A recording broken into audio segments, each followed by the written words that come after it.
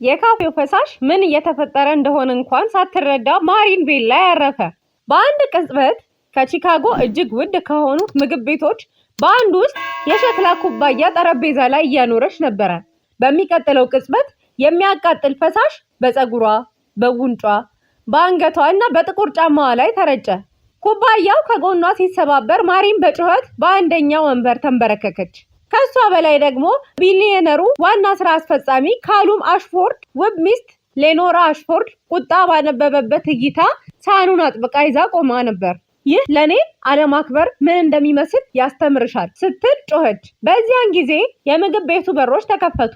ካሉም ገብቶ ሚስቱ እየተንቀጠቀጠች ባለችው አስተናጋጅ ላይ ቆማ አየና በድንገት ተነሳ። ማሪን የ26 ዓመት ወጣት ስትሆን ዝም በማለት መተንፈስንና መሮጥን የለመደች ሴት ነበረች። በአንድ ራት ብቻ ወርሃዊ የቤት ክራዮቿን ሊያልፍ በሚችል ውድ የምግብ ቤት በቤላሚ ሃውስ ድርብ ሰዓት ትሰራ ነበረ። እናቷ ሴለስት በአደጋ የልብስ ስፌት ሱቃቸውን ስላጡ እያንዳንዱ የተገኘ ገቢ ለቤተሰብ ሂሳቦች ወሳኝ ነበረ። ማሪን ዝም ብላ የሂሳቦቹን ኃላፊነት ወስዳ ነበረ። እሷ ኩሩ፣ ጥንቁቅና ሁልጊዜም ጨዋ ነበረች። በዚያው ዕለት ከሰዓት በኋላ ቤላሚ ሃውስ ከፋይናንስ ችግር በኋላ ህይወታቸውን መልሰው የሚያቋቁሙ ሴቶችን በገንዘብ ለመርዳት በሌኖራ የተዘጋጀ የበጎ አድራጎት ምሳ አስተናግዶ ነበረ። ሌኖራ ከመጣችበት ደቂቃ ጀምሮ ሁሉም ነገር አልተመቻትም።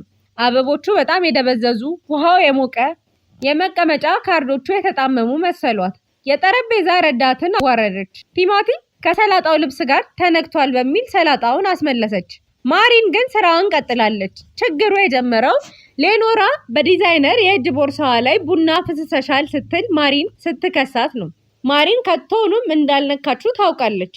በርካታ እንግዶችም ሌኖራ ስልኳን ለማንሳት ስትዘረጋ ክንዶቿ ኩባያው ላይ እንዳንኳኳ አይተዋል። ሆኖም ሌኖራ ማሪንን ጥፋቷን እንድትቀበል ጠየቀች። ማሪን ለተፈጠረው ችግር ይቅርታ ጠየቀች። ነገር ግን ያላደረገችውን ነገር እንድትቀበል በፍቃደኛ አልሆነችም። አስተዳዳሪው ዶሪያን ፓይክ የአሽፎርድን ቤተሰብ ላለማጣት ፈርቶ እየሮጠ መጣ። ምን እንደተፈጠረ ከመጠየቅ ይልቅ ማሪን በትክክል ይቅርታ እንድትጠይቅና ሌኖራ የምትፈልገውን ሁሉ እንድትቀበል አንሾካሾካት። ማሪን ዞር ብላ አየች። አብዛኞቹ አይኖቻቸውን አወረዱ። ከማንም ከኃይለኛው የቢሊየነር ሚስት ጋር ችግር ውስጥ መግባት አልፈለጉም። ሌኖራ አዲስ ኩባያ አንስታ ማሪንን ትህትና መማር እንዳለባት ነገረች። ማሪን ወደ ኋላ ለመመለስ ሳትችል ቡናው በረረ። ሙቀት በቆዳዋ ላይ ፈነዳ። እንባዋ እየወጡ መጡ። በዚያን ጊዜ ነበረ ካሉም ክፍሉን አቋርጦ የሄደው። የሌኖራ ትኩሳት የተሞላበት ማብራሪያ ችላ በማለት በማሪን አጠገብ ተንበረከከ።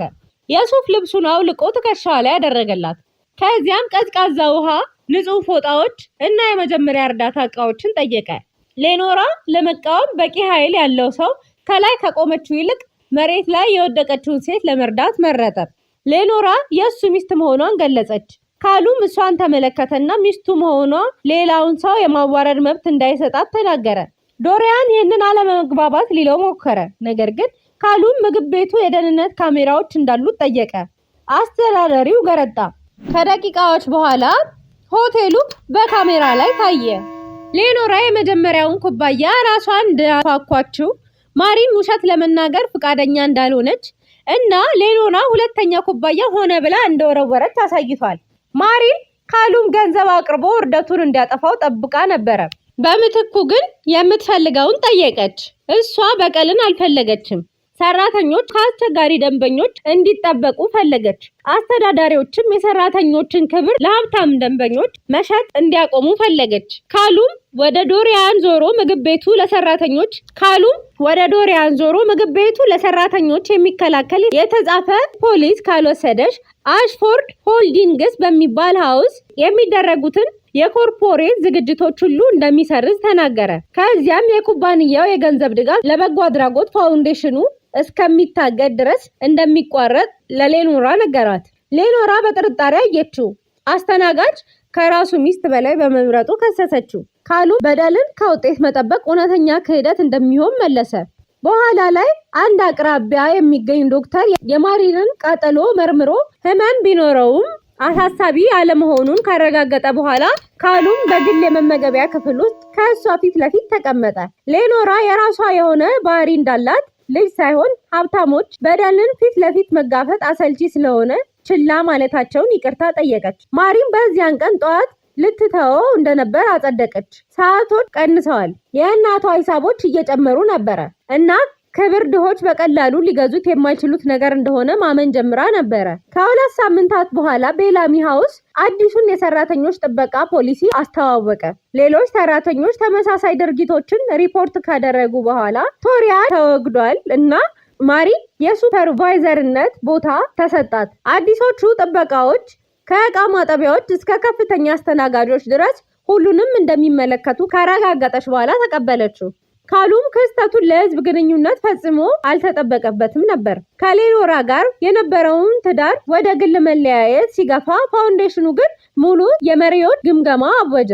ሌኖራ በመጨረሻ ይቅርታ ጠየቀች። ነገር ግን ማሪን ከቃላቶቹ ይልቅ የተከተሉትን ለውጦች አሳሰበቻት። ከወራት በኋላ ሴለስት ማሪን ባገኘችው የማህበረሰብ ማገገሚያ እርዳታ አነስተኛ የልብስ ስፌት ስቱዲዮ ከፈተች። ማሪን የምግብ ቤት ቡድኖችን በግጭት ምላሽና የስራ ቦታ ክብር ማሰልጠን ጀመረች። ስትደብቀው የነበረው ጥንካሬ እንደገለጸላት በቀስታ ተገነዘበች። ድፍረትን ሁልጊዜ ድምፁ ከፍ ያለ እና የማይፈራ አድርጋ አስባ ነበረ። አሁን ግን የበለጠ ኃይል ያለው ሰው ሲጠይቃት ውሸትና እምቢ ማለት እንደቀላል ሊሆን እንደሚችል ታውቃለች። ግጭቱ ከተፈጠረ ከ1 ዓመት በኋላ ማሪን አዲስ የምትፈራ አስተናጋጅ የመጀመሪያውን ትሪዋን በመመገቢያ ክፍል ውስጥ ስትሸከም በቤላሚ ሃውስ መግቢያ አጠገብ ቆመች። ወጣቷ ሴት እንግዳ ልትጋጭ ቀረበችና በድንጋጤ ይቅርታ መጠየቅ ጀመረች። ማሪን አረጋጋቻትና ፈገግ አለች። ስህተቶች ይከሰታሉ፣ ግን ማንም እዚህ ትንሽነት እንዲሰማሽ አያረግሽም። የፀሐይ ብርሃን ማሪን በአንድ ወቅት በእንባ የተንበረከከችባቸውን ተመሳሳይ መስኮቶች ውስጥ ገባ። በሰውነቷ ላይ ያለውን ደብዛዛ ምልክት ነካች። ከእንግዲህ ውርደት እንደሌለ አስተውላ ተገነዘበች። ዝምታው ያበቃበትን ቀንና መቼም የማትረሳውን እውነት አስታወሰች። ሀብት ክፍልን ሊያያዝ ይችላል፣ ነገር ግን ባህሪ አንድ ሰው የሚለውጥ ነገር ነው። ይህ ድንቅ ታሪክ እንደሚያስተምረን እውነተኛ ድፍረትና ሰብአዊነት የሚለካው ከኃይልና ከሀብት ጎን በመቆም ሳይሆን ፍትህ ሲጓደልና ድምፅ የሌላቸው ሲጨቆኑ ዝም ባለማለት ነው። ማሪም በችግር ውስጥ ሆናም የጠበቀችው የሞራል ልዕልናን፣ ካሉም ደግሞ ስልጣኑ ለክፉ ነገር ከመጠቀም ይልቅ ትክክለኛውን ጎን የመረጠበትን አቋም ለሁላችንም ትልቅ ትምህርት ይሰጣል። የእርሱ ሀሳብ ምንድን ነው? ሰዎች ከስራቸው፣ ከገበያቸው ወይም ከማህበራዊ ደረጃቸው ባሻገር ከማንኛውም ሰው ሊቸሯቸው ይገባል ብለው የሚያምኑት አንዲት ቁልፍ ቃል ከታች ባለው የኮመንት መስጫ ላይ ያጋሩ። ታሪኩን አብራችሁ ስለተከታተላችሁ እናመሰግናለን። ለወደፊትም እንዲህ ያሉ አስተማሪና ልብ የሚነኩ እውነተኛ የህይወት ታሪኮችን እንድንሰራ ቻናላችንን ላይክ፣ ሼር እና ሰብስክራይብ በማድረግ ቤተሰብ ይሁኑ። በቀጣይ እስከምንገናኝ መልካም ጊዜ